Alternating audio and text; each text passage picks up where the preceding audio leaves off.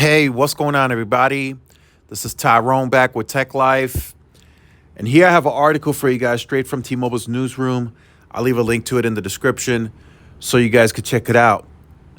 So, this is a placeholder article from January 9th, a bit of an older article.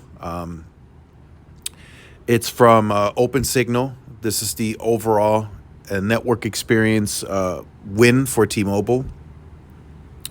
But what I wanted to discuss in this video today, and I've made a similar video like this before a while back, but since then I've gotten a lot of new subscribers and new people on the channel. So I kind of wanted to share with you guys why I joined T-Mobile back in the middle of 2020 as my primary carrier. So I've always kept the T-Mobile account that I have today, but I've only had it as a secondary up until the middle of 2020. So to give you guys the backstory, I've had T-Mobile as a primary before, back in 2015, 2016. This was right around before I started the YouTube channel, and back then, I'll be very honest and open. T-Mobile didn't cut it for me back then. It was a very congested experience, and this was having T-Mobile as a full primary, no secondary involved at all. It was band 4 20 by 20. It was band 2 15 by 15. No low band at the time when I joined. They were just starting to transition into low band, and it was a very congested experience. Streaming buffers, calling was piss poor. It was just very, very bad. Also, every time we've had a windstorm in the county and electricity went down, the poles got knocked down because of the wind, T-Mobile went out. Every single time. It never failed.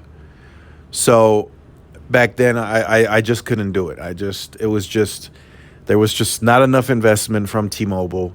They had too high of market share as it came to the congestion, and they did not have enough redundancy built into the network, meaning that the backup generators back then they had like maybe 7 or 8 tower sites that had backup generators on them at that time. But then, since then I've been transitioning back and forth with Verizon and AT&T as a primary, but I've always kept T-Mobile as a secondary.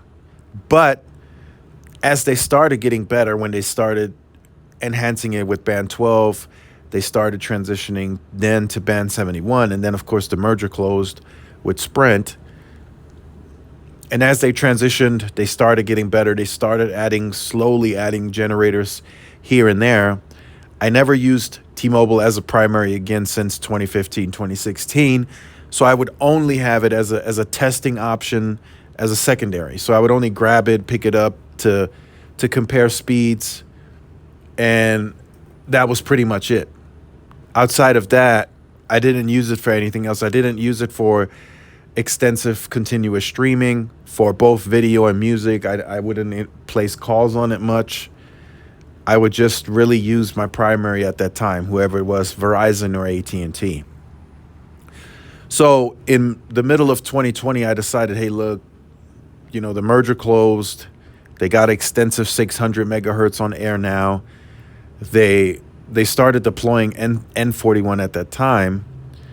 So when I transitioned over to the iPhone 12 Pro Max, that's when I was like, okay, I'm going to indulge in the T-Mobile experience. I'm going to see if it's better versus the 2015, 2016 situation. Then I started seeing reports like the one you're seeing on screen. They started winning third party.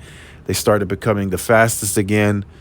So I was like, okay, they got all this mid band. They got all this low band now. They got backup generators.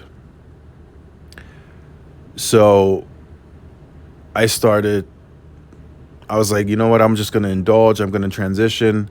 I'll check it out. And ever since then, I went with the iPhone 12 Pro Max. Then I upgraded to the 13 Pro Max, 14, and now I'm with the 15 Pro Max. And I've been using T-Mobile since then. And no issues at all. None. You know, I've had some problems here and there every now and then, but we now have the backup generators extensively deployed on most sites. So when there is wind and power outages, the tower sites are still up and running. Data speeds are good now, and I've been using it as a primary. So I've been extensively using it for streaming and for both video and music. So I've had no hiccups there. And I've been using, I've been using the calling more extensively, about 1,000 minutes per month, sometimes even more. I've been also indulged in the home broadband as well. Now with the fixed wireless access, that's been a decent, pleasant experience. So, so yeah, that's the reason why I joined T-Mobile. I just wanted to indulge in the full experience. I've upgraded every year so far, early upgrades. That's been a decent experience for me.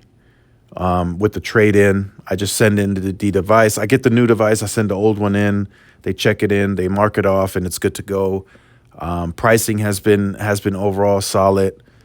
So I haven't had many issues to report versus what I had in maybe 2015, 2016. 2015, 2016, it was a horrible experience. And that was right around the time, too, when most people were still churning at a high rate. So just wanted to share that with you guys, with the people that are new to the channel. So let me know your thoughts. Let me know your experience in the comment sections down below. Look forward to reading them. Make sure you guys like, share, subscribe, follow my social media outlets. This is Tyrone with Tech Life. See y'all in the next one. Peace.